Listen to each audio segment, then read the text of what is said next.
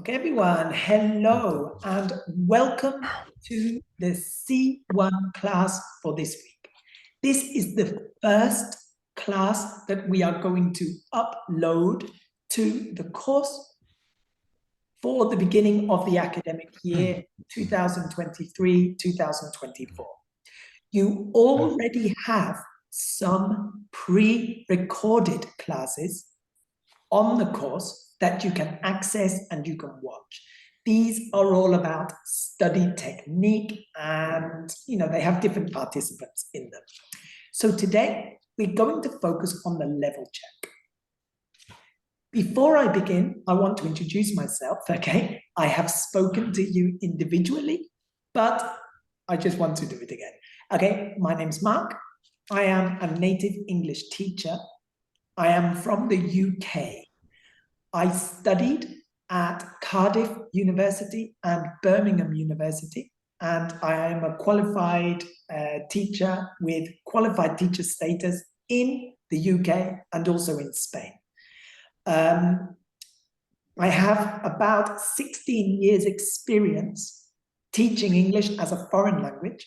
I have taught in Nicaragua, Peru, South Korea, and also Spain, okay? But I'm also a primary school teacher. This is the main thing I studied. So I actually study and teach young children as well.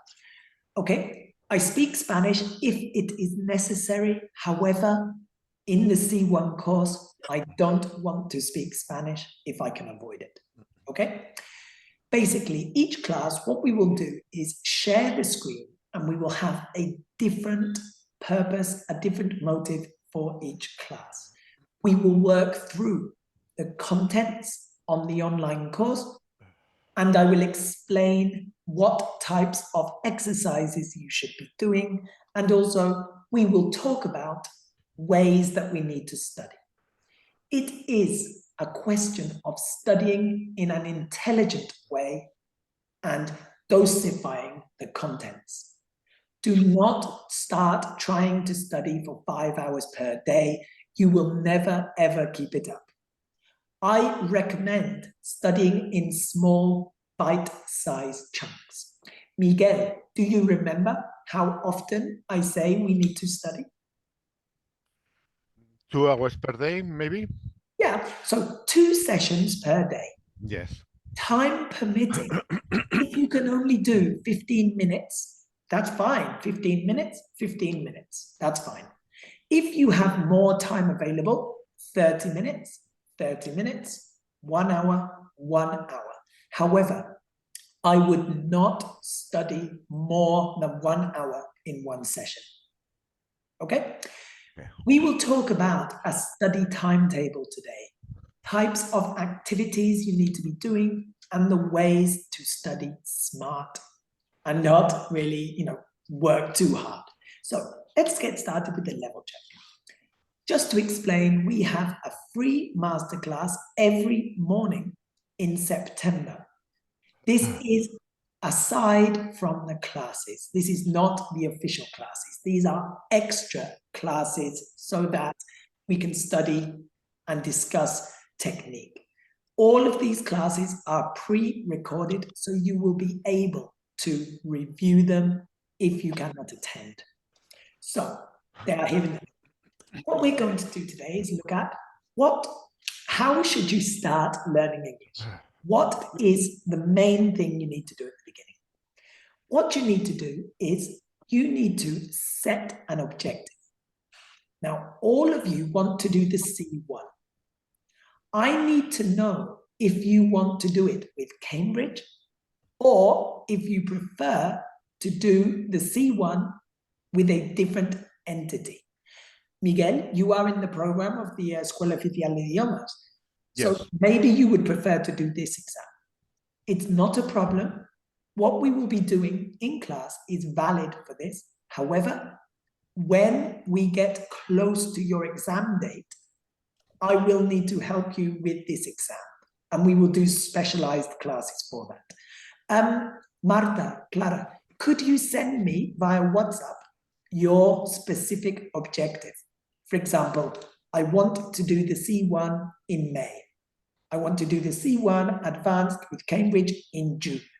And this way, we have a clear focus. What we also need to do before we begin is do the level check. Okay, Marta, Clara, Miguel, have you all done the level test? Mm-hmm. Yeah, I think you have all done it now. Yeah, good. So now we know where we are beginning. We know if we got most of the test correct, we're starting with quite a high level. However, if your level was a little bit below, it's not a problem. What I don't want is a person who has level A2 joining a C1 level class. You know, it's not going to work. You won't understand. But from what I've spoken to you, I've spoken to you all in English so far, you're fine for the C1. That's good. The second step is to make a study timetable. We will talk about your timetable today, and this should be a fixed timetable. You need to think, can I always achieve my goal per day? Marta, Miguel, or Clara, do any of you have children? No. No. Okay. It is Not yet. easier. It is easier when you don't have children, of course. I have 3.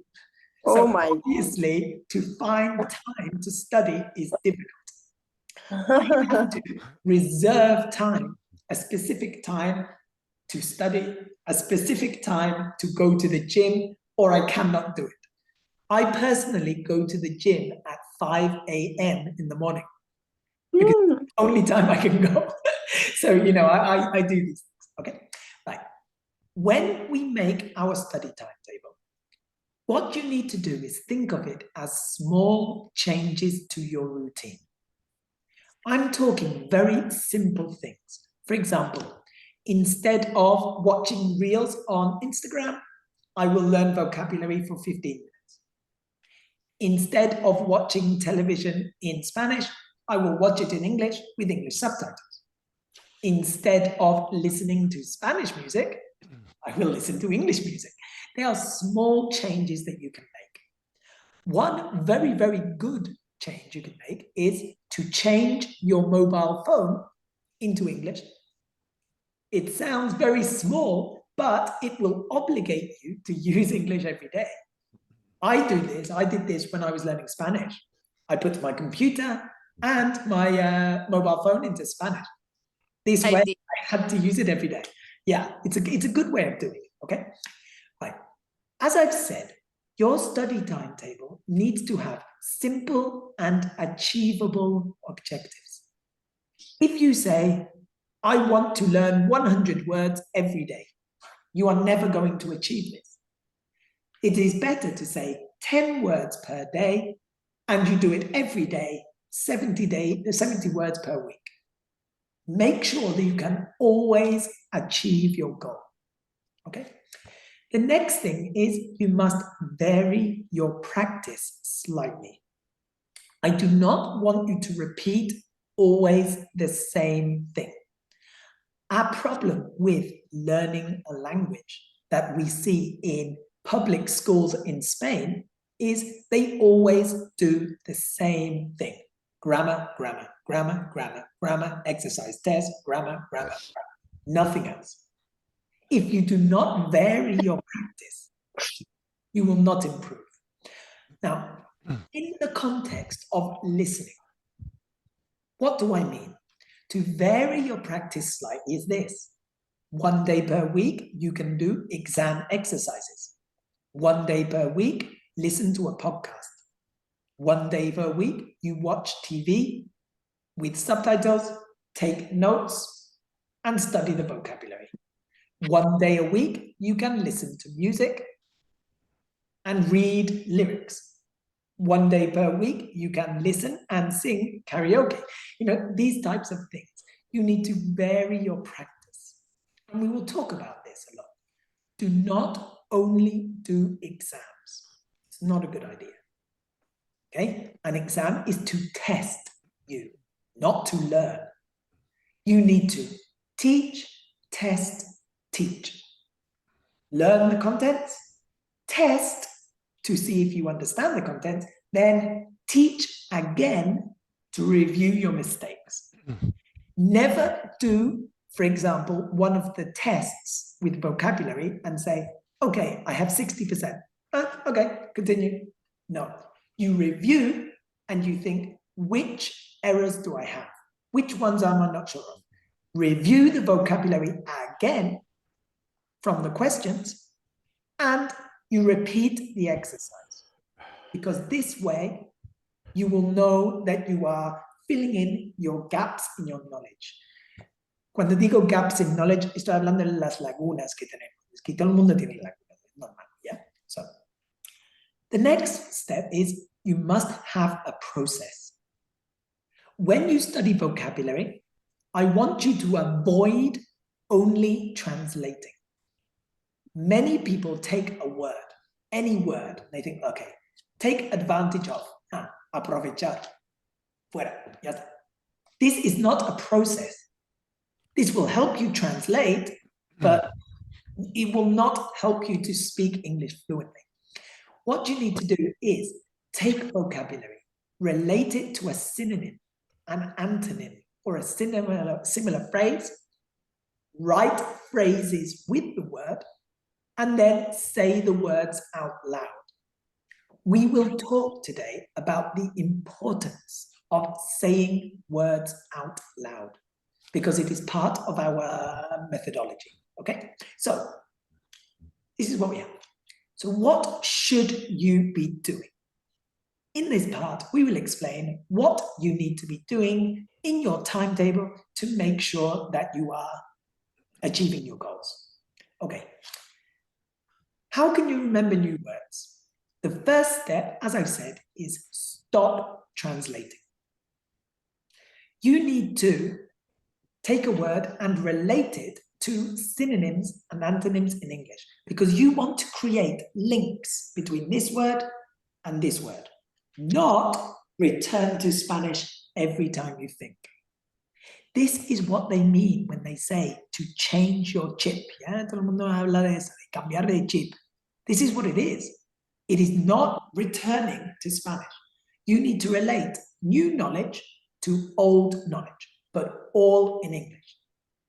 So as I've said, you need to take notes in class, when you watch the videos, when you listen to audios, when you read a text, and you need to learn the vocabulary with phrases, always with a phrase.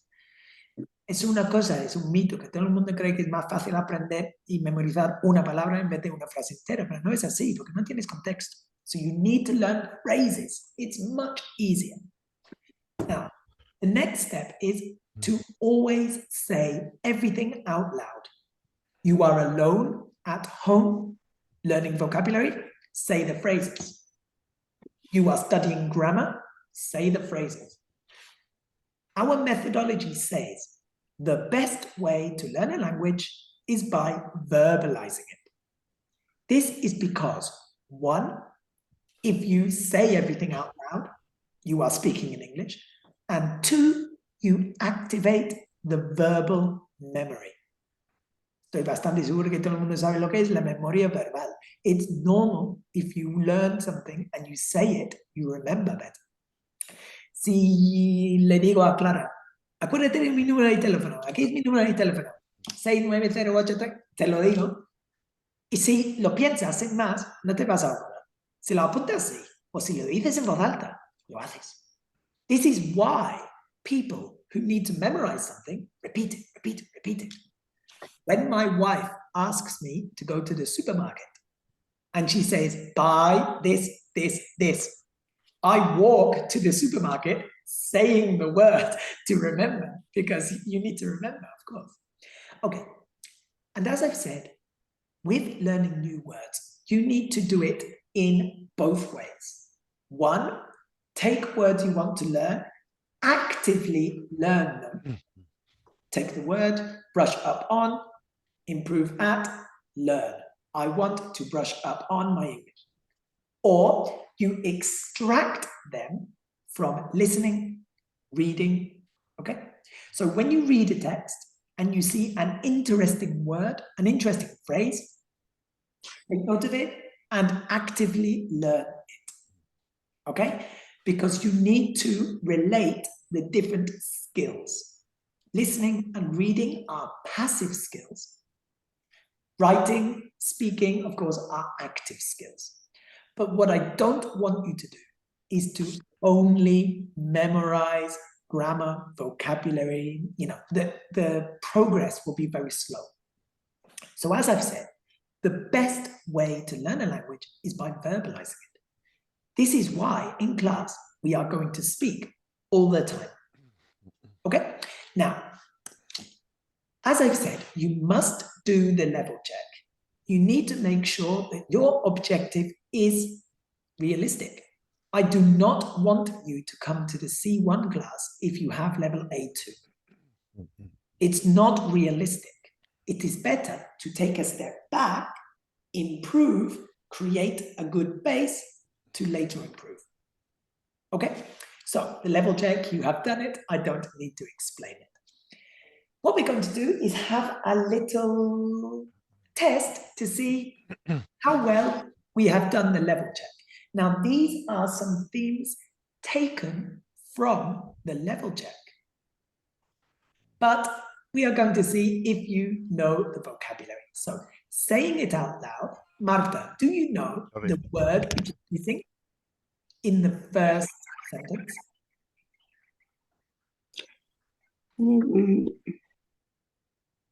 If you do not know, just say in the gap.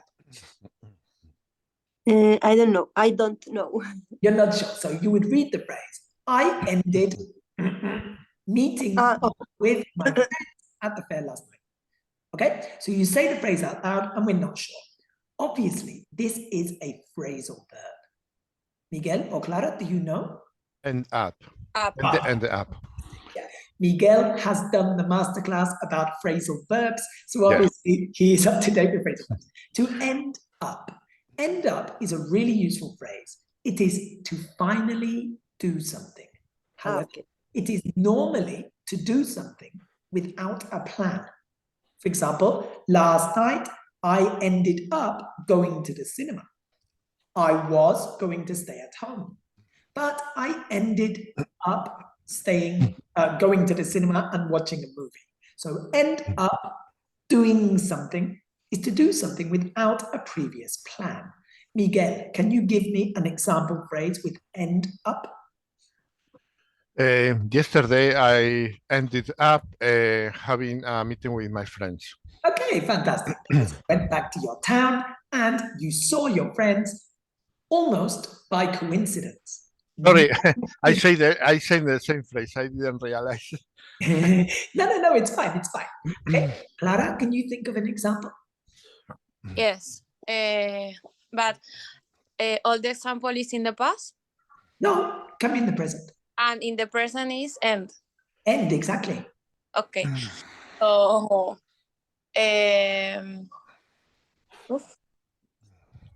You've gone a little bit blank. It's fine. Now, if I were going to give an example of this, it's to do something without a plan. I would say, at the weekends, I usually end up spending time with my children instead of going out. Okay, so it can be in the present. You can also use in the future. I want to visit Japan next year, but I think I will end up going to the beach here in Spain. Okay, Marta, can you think of an example? With end up? End up, yeah. End up.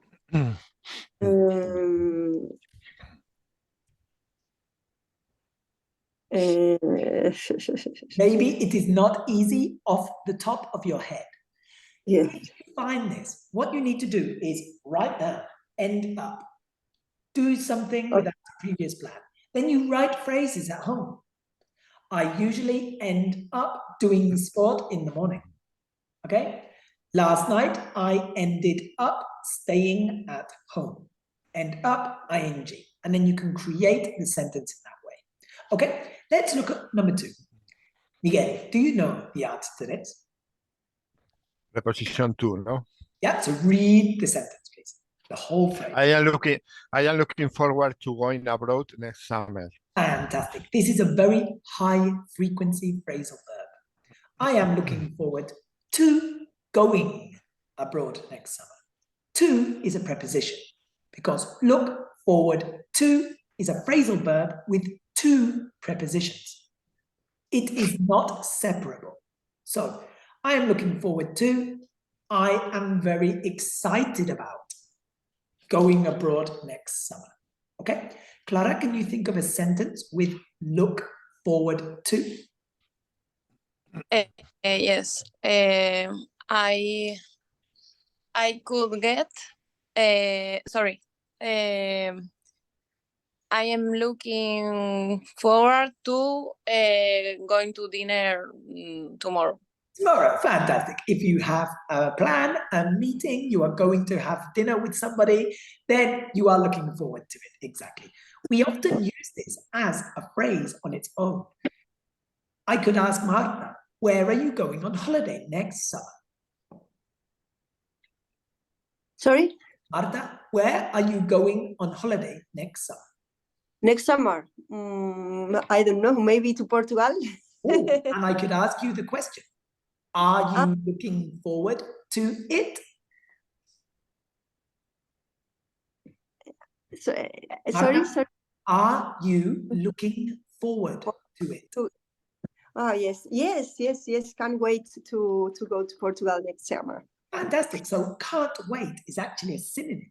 I can't wait to go to Portugal. I am looking forward to going to Portugal. So we use it as a fixed phrase. Are you looking forward to it? And you must use the object. And we use this a lot. Okay, fantastic. It is a high frequency phrasal verb, so we must learn it. Clara, do you know the next one? I think is it. I can get it in 3 languages. Okay, it's not a bad guess, but it, we would need to think, what does it refer to? It is not it. It's a good guess. It's not it. Do you On. Anyone else? On? It is a phrasal verb. It is a preposition, but it is not on. Do you know, Miguel? You know, Marta? Get out? No. Maybe into? No, it is get by. Get by. Get by is defenderse en un idioma to survive with the minimum level. So I can get by in 3 languages. You would say, I get by in a language. Get by, so is defenderse. Yeah, defenderse en un idioma, to survive with the minimum. Survive. It means I am not perfect, but I can get by. For example, I can speak a bit of German, not a lot. But if I go to a restaurant, I can order food. If I go to a hotel, I can ask for things. So I can get by in German, but I'm not very good. But it's so just defenderse en un idioma, or it's more... No, in any skill. Yes, in any skill, okay. I can add tennis. I can get by. Vale. Yeah? So some sports, or... Yes, no? exactly. Sport, languages, ICT, technology, for example. Okay, so... to know a little, no? How to know this a little, how to do is a little. But a little bit, exactly. So I can get by in Japanese. I can get by in French. I can get by in Portuguese. However, there is another meaning. If it is related to money, we say get by on a salary. I can get by on my salary. Similar to survive, no? To survive, meaning to make ends meet, to pay the bill, but I do not have a lot afterwards. Yeah, so I can get by on my salary. Would be a phrase. Okay, number 4. Marta, it's your turn again. Can you tell me? I need to come down, come back. With a plan for next year? Now, we are making reference to a plan. Now, it is a phrasal verb, of course. All of these are phrasal verbs, apart from the last one. It Come back. means to create a plan, to think of a plan. Come down. Okay, No. it's a preposition, but down, no, Come Out. in. Down. Out. Come out. Up. up. Come Up. up with a plan. To come up with is cuando se te ocurre algo, is to have a plan, to have an idea. So, Or maybe come up, appear in a place, no? yes, it can be. But to come up with Yeah. is the difference. With difference. Come up is like surgir, yeah, to come up. But to come up with a plan is to think of a plan. Como ocurrirse, yeah? Invent Yes, something. invent a plan. So I have come up with an idea for a business. Marta and Clara, you could say, I have come up with a post for Instagram. To have an idea. Okay, thank you. Miguel, it's your turn. I don't know this phrase, but my illusion is maybe to keep up. Keep up. Okay, it's not quite. Now it is, I had better. I Yes. should brush up my English. We mentioned it at the beginning of the class. Oh, I don't know. It's not a synonym of keep up, to update. No, it is a synonym of improve. Improve. Get better at. I knew brush your teeth, no? Yeah, of course. And this is the literal meaning. Nothing to do with. But it's a phrasal verb, so the meaning changes. So, Marta or Clara, do you know? With? It's not with? Okay. It is brush up on. Brush up on my English. If you say, I need to brush up on my English, I need to improve my English. I can ask you, what do you need to brush up on? What do you need to improve at? Yeah, vocabulary, grammar, listening, speaking, reading, writing. What do you need to brush up on? Brush up on es más bien como refrescar una cosa que antes lo sabías mejor, pero es que estás un poco oxidado. So when you are a little bit rusty and you need to improve, we say to brush up on. Okay? The idea is to take these phrases and to use them. Okay, the final one, Clara, it's your turn. I'm crazy for hanging out with my friends. I am crazy. For? Okay, it's not for, good guess, but it's not for. Now, this has a meaning that means to love doing something. So I love hanging out with my friends has a prepositional phrase that we can use. I am crazy. Any ideas? About.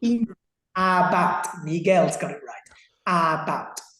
There is a masterclass on the course which has many synonyms of like. I am crazy about doing something. For example, I love reading. I am crazy about reading.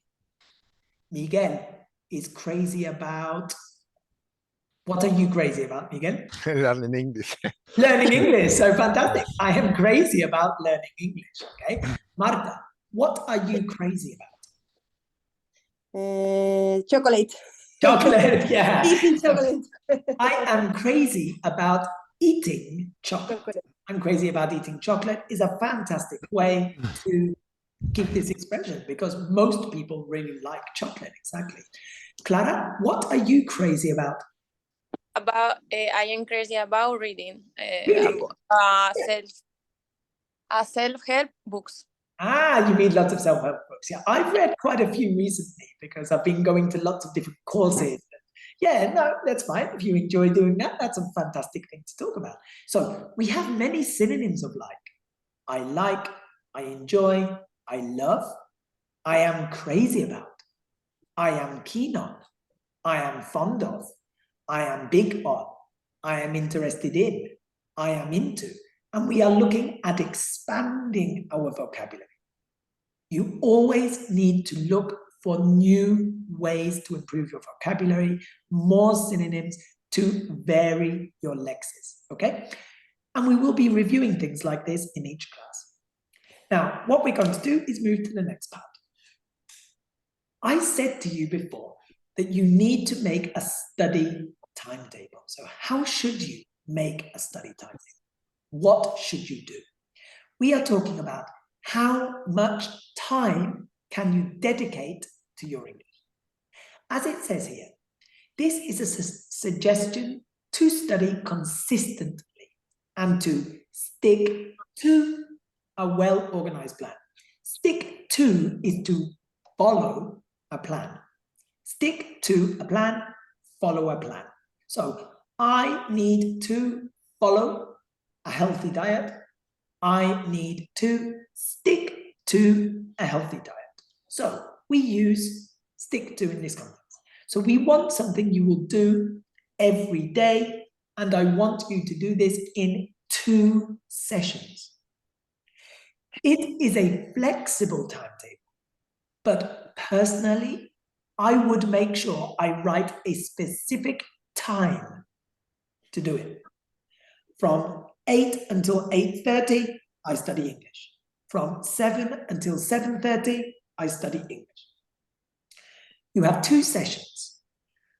I want you to vary your practice. Do not only do vocabulary, vocabulary, vocabulary, vocabulary, vocabulary, vocabulary. It doesn't make sense. So you use the different skills. For example, the first one, vocabulary and reading out loud.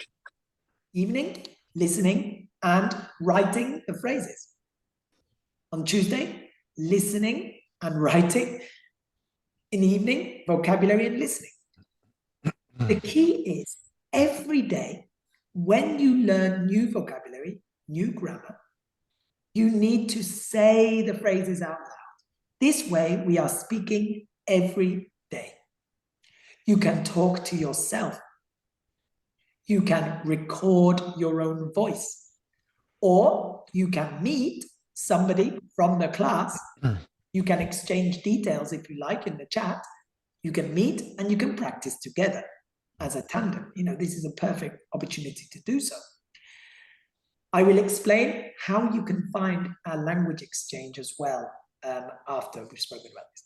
But the idea is that you must speak English every day for at least 15 minutes.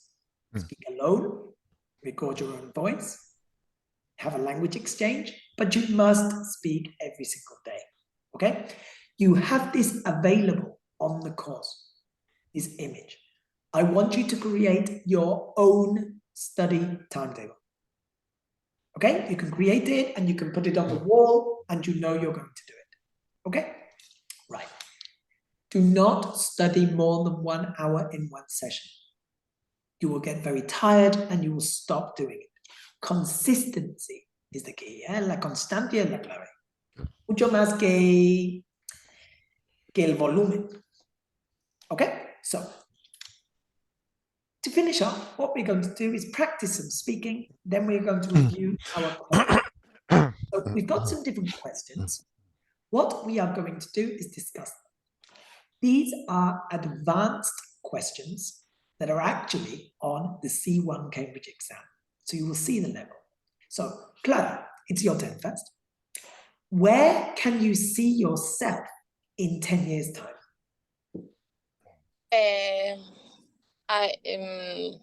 I see myself in 10 years time, in 10 years, maybe with my own company and working there. Good. So I can see myself running my own company in 10 years' time. Now, this is a flexible question. You can talk about location. You can talk about your profession, of course. For example, I currently live in Spain, but maybe in 10 years' time, I can see myself living in Japan. My brother lives in Japan, so maybe one time I will go and live there, but I'm not sure. I don't think so. So, where can you see yourself? Now, a bit of grammar. Why do I say you, yourself? Why is there a reflexive pronoun there? Yourself. Yep. Where can you see yourself? Why is it you yourself? Because you are the subject and the object. You are seeing a ti mismo, yeah? Because it is you subject, you object, we make it reflexive. For example, I always talk to myself in English. Miguel always looks at himself in the mirror. Because he is the subject and the object, we use it as being reflexive. So we would say phrases like, I consider myself to be a good teacher. You consider yourself to be good at your job. You can see yourself running a company in 10 years' time. Okay, thank you for the answer, Clara. It was very good. Marta, it's your turn. What do you usually get up to in your leisure time? So what do you usually do in your free time? I normally go to the beach. I like to do some sport like a wakeboard, or in winter I normally go to the mountains to do some snowboarding, and I like go to the swimming pool too. But normally I like to do some things in with the nature. Yeah, nature. Nature. Nature is always cha, cha. Or walking in the promenade. Nature. Walking near the beach at the promenade with my dog, something like this. Yes, you are very active in your leisure time. You are very, yes. Yeah. When we are giving a list of things you like doing, it's a good idea to vary the expressions. I enjoy going to the beach. I love going to the mountains. I am keen on spending time with my dog, for example. So we can vary our expressions there. Sorry, can you explain this phrasal verb, get up to? Get up to, yes. It is a very important phrasal verb for C1. You only use it in questions, and it means do. What do you do in your leisure time? You only use it as a question, and it is informal. Yes. So, what do you usually do in your leisure time? What do you usually get up to in your free time? I could ask you, Miguel, for example, what did you get up to yesterday? What did you do yesterday? I asked you at the beginning of the class, if I remember rightly. Yeah, so to get up to as a question. What did you do? A native speaker would never ask another native speaker, what did you do yesterday? No. It's too basic. No, we would ask, what did you get up to? For example, a native English speaker will never say, how are you, to another native English speaker. They will say, how's it going? How are things? What's up? It's like here in Spain, you guys don't say, ¿Cómo estás? You say, ¿Qué dices? You know, it's more like that. It's more. We very rarely also use the phrase, do you want? I would never call my friend and say, do you want to go for a beer? I will ask, are you up for going for a beer? Because we use phrasal verbs in colloquial speech. Okay? Right. Next question. Miguel, I think it's your turn. Yes. Do you prefer hanging around with a large group of friends or just a few? No, I prefer maybe time before my preference was to have a group of friends, but nowadays I prefer a reduce maybe 2 friends or no more, no? Yeah, of course. I think when we become an adult, normally our friendship group reduces and you stay with your true friends. Yes. It's one thing I'm realizing. I'm close to 40 now. I look younger, but I'm close to 40. I've noticed that I know a lot of people, but I have a small group of friends, and this is normal. Yeah. Normally when you are very young, 18, 19, 20, 21, you have a very big group of friends, but this does reduce, okay? A good phrasal verb, to hang around with.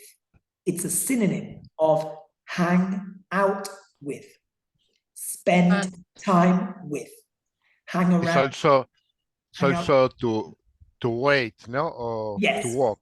To hang around is to wait also. Yeah. Yes. So of course there are often various meanings. Hang out, wait. Hang out with, spend time. I hang around is also to be lazy. It can be, but we would normally say to laze around. To laze. Sit I around. didn't know that. Right. Lounge around. Lounge like salon. Lounge. Yes. Lounge. Yeah, we use this a lot. Yeah. Okay, good. Okay, Clara, it's your turn. What would you like to do for a living? But my hobbies. No, to do for a living is dedicarse la vida, meaning to work. Trabajo. What would you like to do for a living? So I'm currently a travel assistant for the kings and queens from Spain. Oh, really?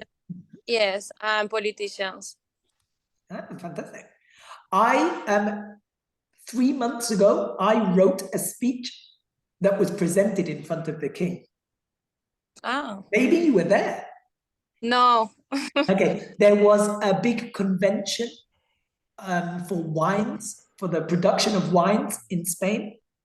And there were many people from different countries. Now, the main company that is based in Castilla-La Mancha contacted me to help them to write a speech in English that was presented in front of the king and the international clients, and I had to help the person to present it, and it was good. It was an interesting experience. It was really good because they created an art exhibition using the mosto del vino, yeah, and it was really, really interesting. And I had to translate everything and help write the speech. It was good.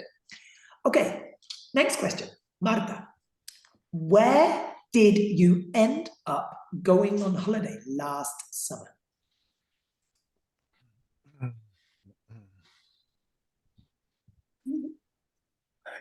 ¿Cuál es end up going? Yeah, remember, end up was acabar haciendo algo, so to do in the end.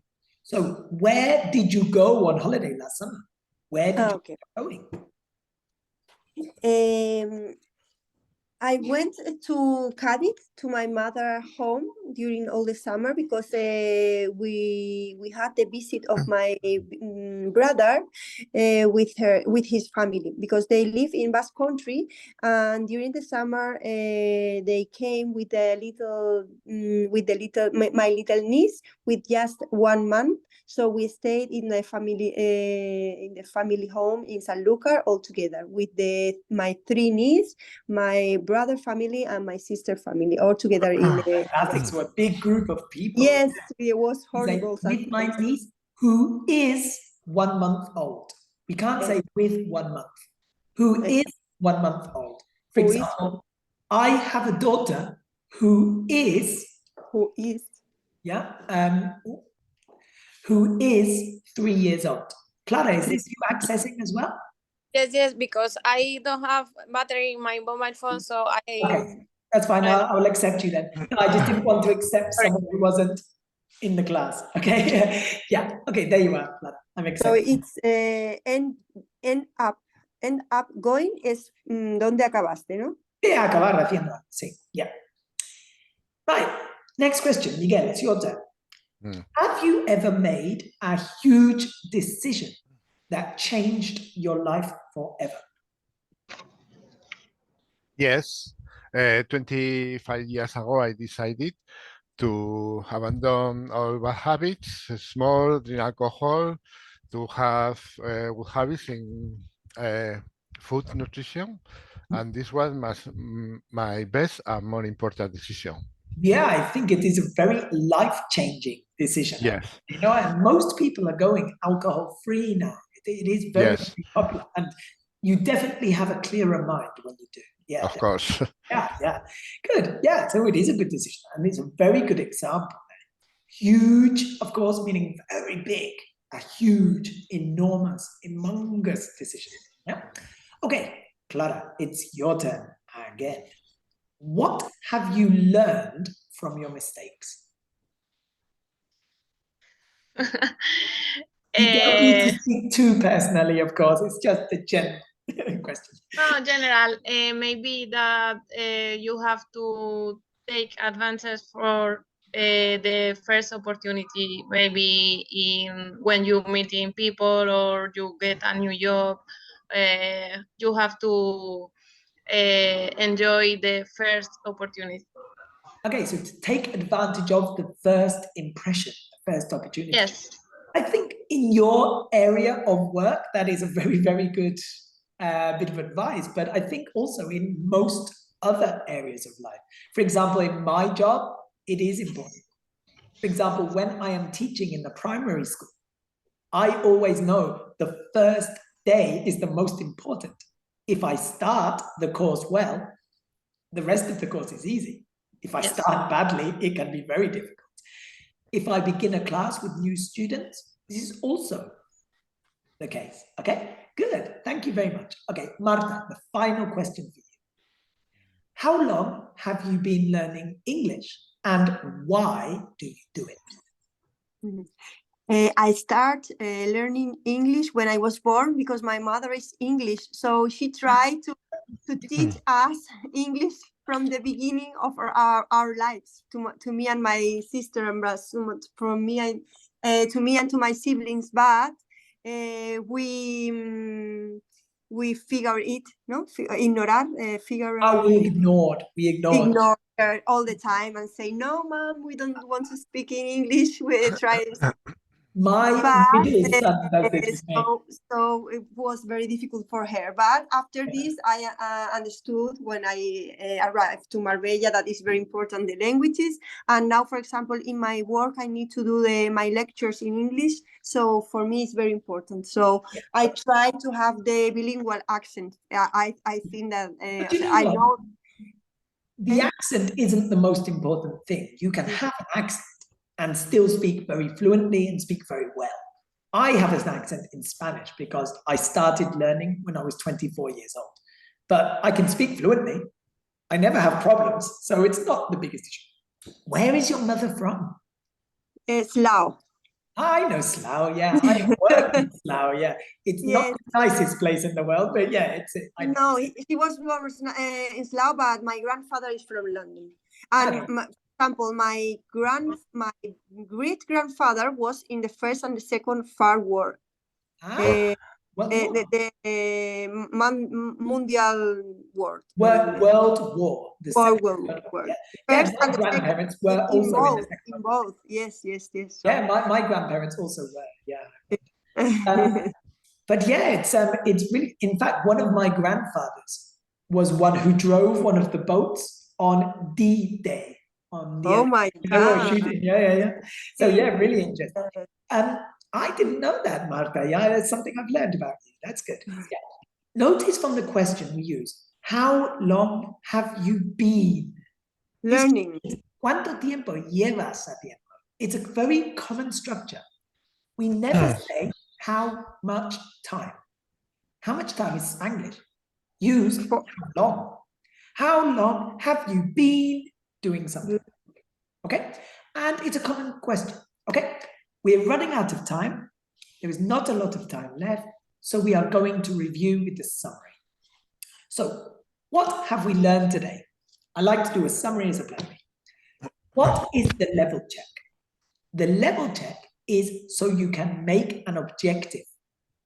I don't mind if you get a bad score on the level check, but you need to have a realistic objective.